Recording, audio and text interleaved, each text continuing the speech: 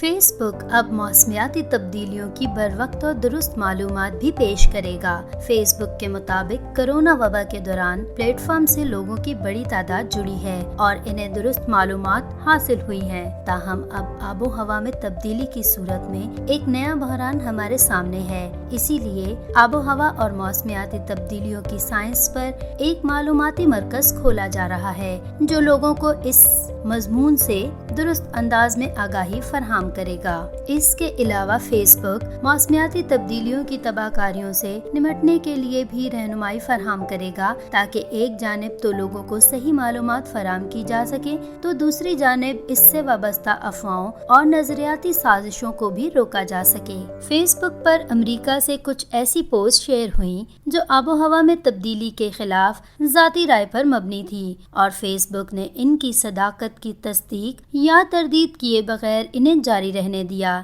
اس کے بعد سنجیدہ حلقوں نے فیس بک پر بہت تنقید کی اور شاید آب و ہوا میں معلوماتی مرکز کا نیا مرکز اسی کے جواب میں قائم کیا جا رہا ہے۔ فیس بک نے اپنے ایک پیغام میں کہا ہے کہ اس نے 70 سے زائد عالمی اداروں کے ساتھ اشتراک کیا ہے اور 60 سے زائد زبانوں میں یہ معلومات دستیاب ہوں گی۔ معلومات کی تصدیق کرانے والے ماہرین آب و ہوا میں تبدیلی یعنی کلائمیٹ چینج کے حقائق کو پرکھیں گے۔ بصورت دیگر کسی مشکوک معلومات کی صورت میں اس کی شیئرنگ کم ہو جائے گی اور بعض معلومات پر وارننگ بھی دی جائے گی۔ مزید معلومات اور لیٹسٹ اپڈیٹس کے لیے وزٹ کرنا نہ بھولیں ہماری ویب سائٹ www.urducaset.se اور ہمارا YouTube چینل سبسکرائب کرنا بالکل مت بھولیے گا۔